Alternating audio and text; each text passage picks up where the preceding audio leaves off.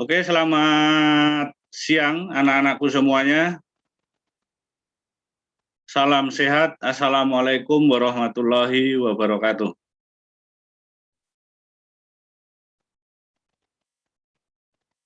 Pada siang hari ini, kita akan belajar fisika untuk bisnis.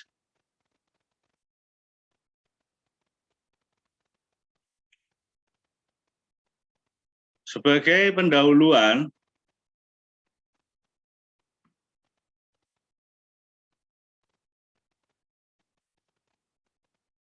Pak Huru akan sampaikan apa itu IPA.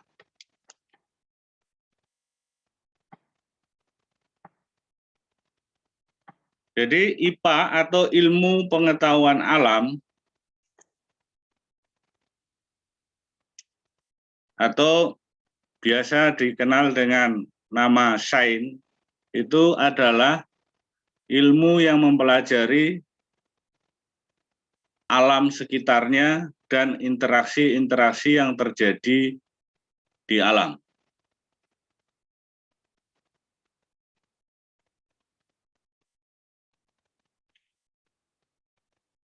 Baik, untuk pertemuan kali ini,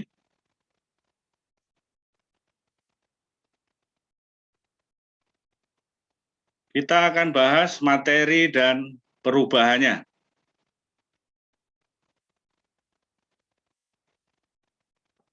Apa itu materi?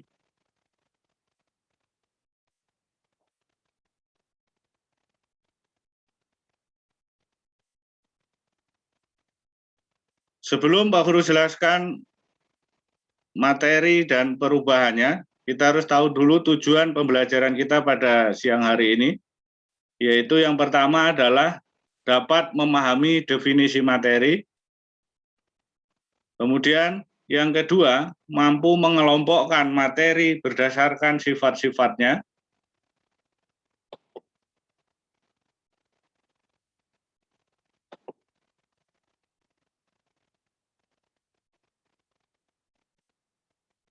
Kemudian dapat mendeskripsikan perubahan materi dalam kehidupan sehari-hari.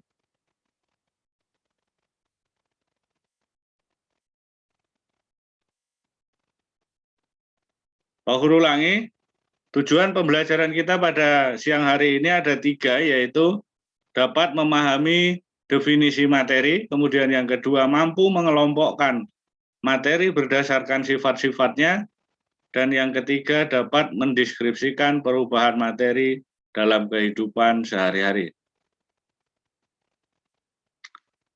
Kita lanjut definisi materi. Materi didefinisikan sebagai segala sesuatu yang memiliki massa, menempati ruang, dan memiliki sifat dapat dilihat, dicium, didengar, dirasa, atau diraba. Jadi materi itu adalah segala sesuatu yang memiliki massa dan menempati ruang, itu intinya.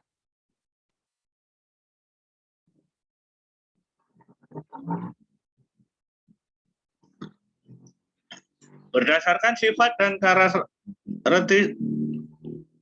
karakteristiknya, materi terbagi atas 3. Ya. Jadi wujud materi itu ada 3, yaitu padat,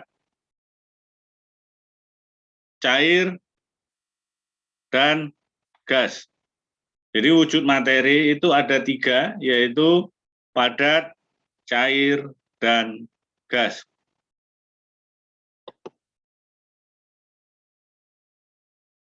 Sifat materi berdasarkan wujudnya, seperti tadi sudah disampaikan bahwa berdasarkan wujudnya, materi itu terbagi menjadi 3, yaitu padat, cair, dan gas. Dari ketiga wujud materi ini memiliki sifat yang berbeda-beda. Yang pertama adalah padat. Padat ini bentuk dan volumenya tetap. Contohnya, kebetulan Pak Guru ini ada lilin, ya. Kebetulan ada lilin. Ini lilin ini Pak Guru pegang, dengan Pak Guru masukkan ke dalam gelas, itu bentuk dan volumenya tetap.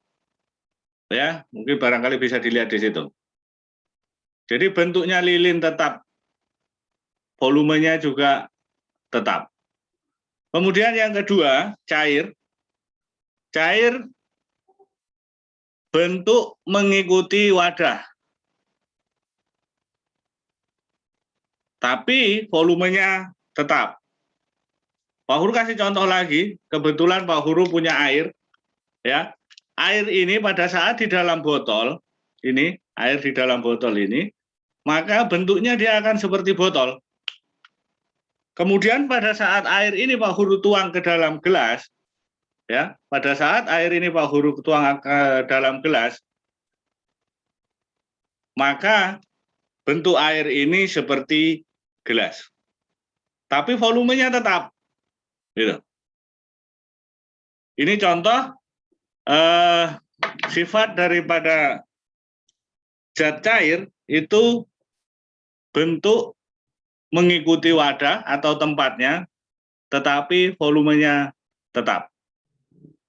Kemudian yang ketiga, gas, bentuk dan volumenya berubah. Nah, ini Pak Guru tidak bisa kasih contoh karena kalau ada balon misalkan, itu balon itu Anda tiup, maka gas yang Anda tiupkan itu dia akan bentuknya seperti balon. Kemudian selain bentuknya mengikuti balon, volumenya pun dia akan mengikuti balon itu. Gitu. Jadi untuk materi yang wujudnya gas, bentuk dan volumenya berubah.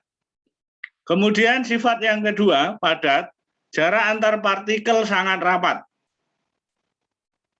sehingga tidak dapat ditekan. Ya, seperti contoh tadi, lilin tadi, itu sangat rapat. Jadi kalau Anda tekan, itu akan kesulitan atau keras. Kemudian untuk cair, jarak antar partikel relatif rapat. Relatif rapat. Jadi dia rapat tapi tidak rapat sekali, sehingga masih dapat ditekan. Gitu. Dan untuk gas, jarak antar partikelnya sangat renggang, sehingga pasti bisa ditekan. Gitu. Kemudian sifat yang ketiga, untuk padat, gaya tarik antar partikelnya sangat kuat. Ya, gaya tarik antar partikelnya sangat kuat, sehingga sangat sulit untuk kita memungkinkan untuk merusak yang benda atau materi yang padat. Gitu.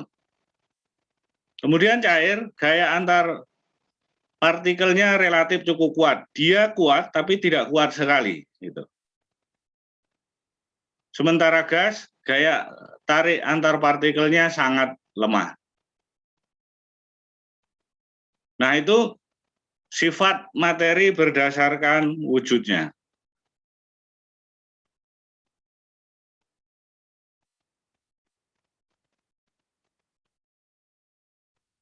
Selanjutnya, perubahan materi. Ada dua jenis perubahan materi. Ya, materi itu bisa berubah karena dua hal, yaitu perubahan fisika dan perubahan kimia. Aku ulangi, ada dua jenis perubahan materi, yaitu perubahan fisika dan yang kedua adalah perubahan kimia. Perubahan fisika adalah perubahan materi yang tidak mengakibatkan terjadinya materi baru. Jadi dia yang berubah di sini apanya? Yang berubah adalah wujud dan bentuknya. Jadi materinya tetap. Nanti akan Pak Guru jelaskan lebih jauh untuk contoh-contohnya. Itu yang pertama. Perubahan fisika adalah perubahan materi yang tidak mengakibatkan terjadinya materi baru. Sementara perubahan kimia adalah perubahan materi yang mengakibatkan terjadinya materi baru. Jadi kalau materi berubah secara kimia, maka materi awalnya atau zat awalnya dia hilang. Dia akan berubah menjadi zat yang baru atau materi yang baru. Gitu. Next, kita lihat yang pertama, perubahan fisika. Atau perubahan materi yang tidak mengakibatkan terjadinya materi baru. Penyebab terjadinya perubahan fisika. Ya, namanya perubahan pasti ada penyebabnya. Misalkan Anda di antara kalian yang lagi ghosting temannya, nah itu juga pasti ada penyebabnya, ya kan? Itu. Begitu juga di dalam materi.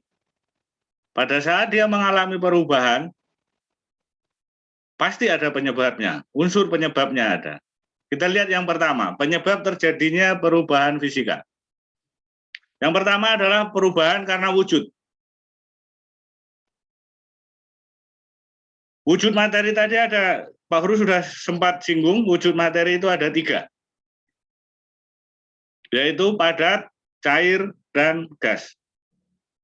Nah, materi itu bisa berubah karena perubahan wujud tadi.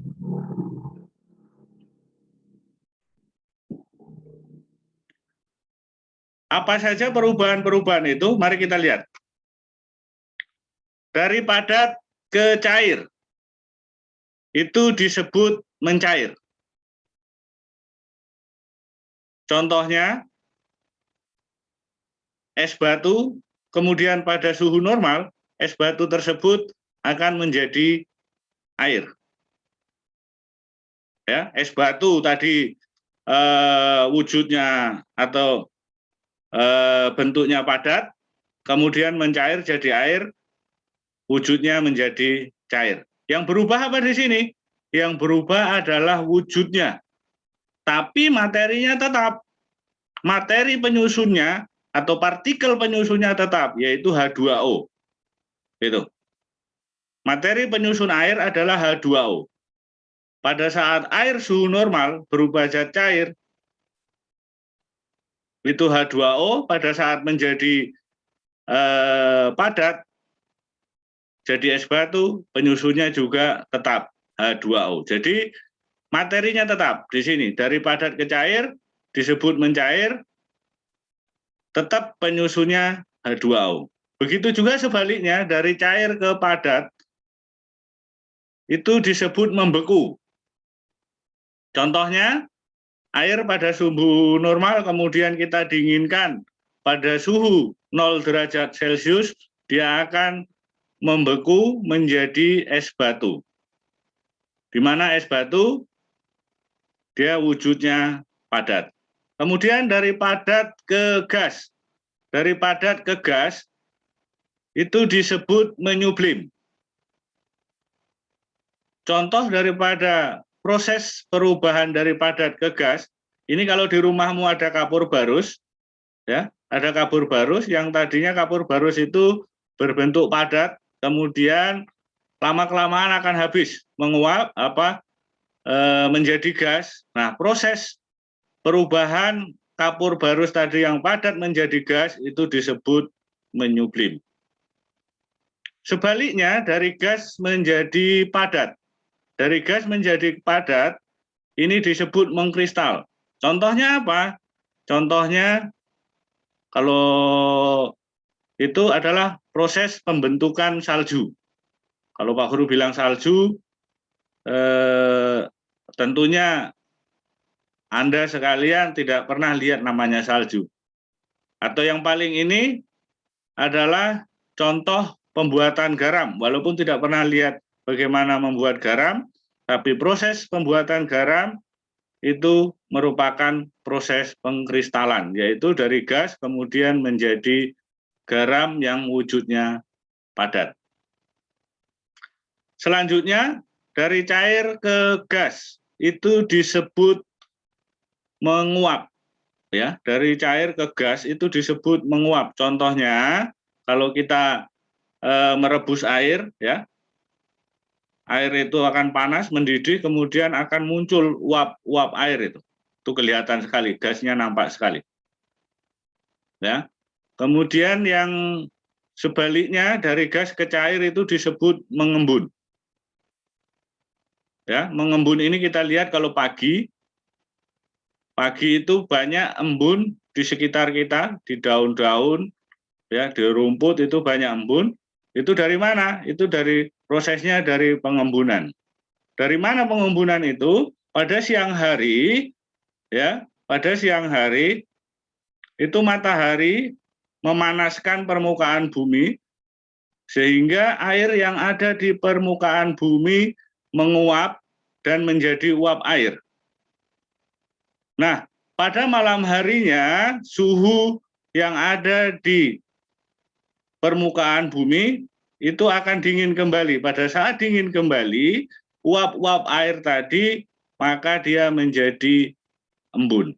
Itu asal mulanya embun itu seperti itu. Makanya tidak ada embun yang keluar pada sore hari. Embun selalu keluarnya pagi hari. Ya. Oke, kita lanjut. Kita lanjut perubahan karena perubahan bentuk. Perubahan karena perubahan bentuk. Nah, contoh tadi lilin. Lilin itu kalau misalkan Pak Guru patah, ya, ini bentuknya berubah, tapi zat penyusunnya dia tetap. Partikel penyusunnya tetap, yaitu lilin. Gitu. Atau misalkan lilin ini Pak Guru bakar, ya, Pak Guru bakar, maka dia akan meleleh. Ya. Tapi lelehan itu tadi, lelehan yang keluar ini penyusunnya tetap, yaitu lilin. Hanya bentuknya saja yang berubah. Materinya tetap. Contoh perubahan berikutnya yaitu perubahan karena ukuran. Jelas misalkan dari besar ke kecil atau sebaliknya dari kecil ke besar, tapi penyusunnya tetap. Contohnya misalkan kayu yang tadinya kayu besar kemudian dijadikan kursi, ya, itu ukurannya akan berubah dari besar ke kecil, tapi zat penyusunnya tetap atau partikel penyusunnya tetap. Terus selanjutnya adalah perubahan karena perubahan volume. Perubahan karena perubahan volume contohnya, ya, misalkan kita bikin jus jeruk dengan sari jeruk, gitu. Jus jeruk itu volumenya banyak. Apabila kita jadikan sari jeruk itu akan menjadi sedikit, volumenya akan lebih sedikit. Tapi rasanya sama-sama asam kan seperti itu. Artinya karena rasanya sama, berarti zat penyusunnya itu sama atau partikel penyusunnya sama, tidak berubah. Selanjutnya perubahan karena perubahan bentuk energi. Nah, kita tahu bahwa energi tidak dapat diciptakan dan tidak dapat dimusnahkan. Contoh perubahan karena perubahan bentuk energi ini misalkan di rumahmu ada listrik, kemudian ada kipas, dari energi listrik menjadi energi gerak. Itu yang berubah hanya energinya. Gitu. Kemudian perubahan karena pelarutan. Itu ya, contohnya tadi misalkan kita minum teh, ya kan? Di situ ada air, ada tehnya, ada gulanya. Nah, itu akan berubah, tapi yang berubah itu bukan materinya, ya. Materinya tetap gula, teh, dan air. Jadi tetap, materi penyusunnya tetap.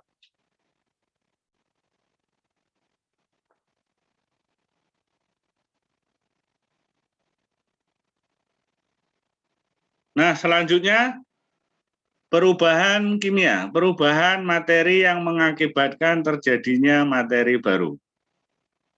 Ini berbeda halnya dengan fisika. Kalau fisika tidak mengakibatkan terjadinya materi baru, ini mengakibatkan terjadinya materi baru. Jadi materi atau partikel penyusunnya pun baru.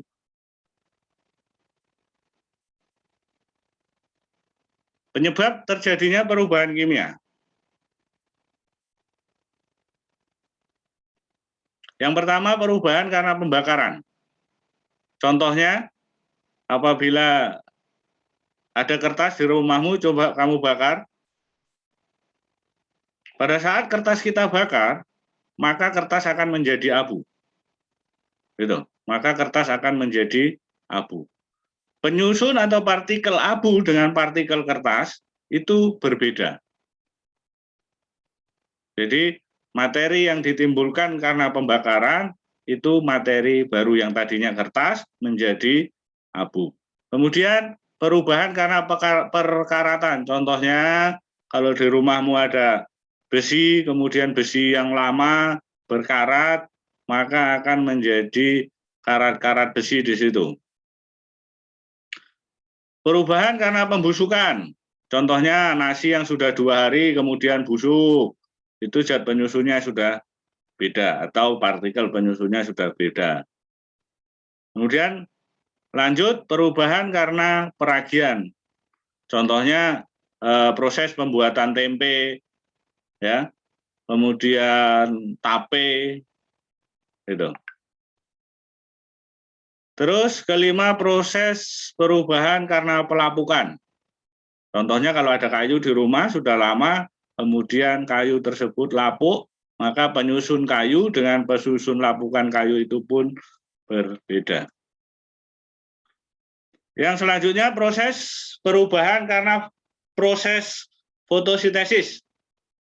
Ini kita harus berterima kasih kepada tumbuhan, karena proses fotosintesis yang dilakukan oleh tumbuhan kita bisa memenuhi kebutuhan kita untuk makanan dan oksigen yang sangat kita butuhkan dalam kehidupan ini. Karena proses fotosintesis ini di mana tumbuhan merubah, ya, sinar matahari, kemudian air dari dalam tanah itu menjadi glukosa atau gula. Jadi komponen penyusunnya itu H2O yang dia serap, kemudian dia proses. H2O tadi adalah air, diproses kemudian menghasilkan glukosa, yang mana partikel penyusun dari glukosa itu adalah C6H12O6. Itu. Kemudian yang ketujuh, perubahan karena proses pencernaan makanan. Ini sudah jelas, semua tahu contohnya apa. Nasi yang kita makan, keluarnya pasti bukan nasi kan? Ya, ada nggak yang di sini makan nasi, keluarnya nasi? Kan tidak ada. Pasti berubah keluarnya. Gitu. Jadi kemudian yang keluar dari pencernaan kita, misalkan kita makan nasi, keluar sesuatu, tidak akan dia kembali lagi menjadi nasi itu. Pak Guru yakin? Tidak mungkin. Kalau ada yang makan nasi, keluarnya nasi dan bisa berubah menjadi nasi lagi, sangat luar biasa. Berarti dia termasuk manusia-manusia yang sangat luar biasa. Dan mudah-mudahan di forum ini tidak ada yang makan nasi, keluar nasi. Gitu. Oke, itu materi yang Pak Guru sampaikan. Terima kasih atas perhatiannya. Kembali Pak Guru ucapkan, jangan lupa sehat, jangan lupa bersyukur. Ya, karena dengan bersyukur, maka Tuhan akan memberikan nikmat yang lebih. Terima kasih atas perhatiannya dan selamat siang.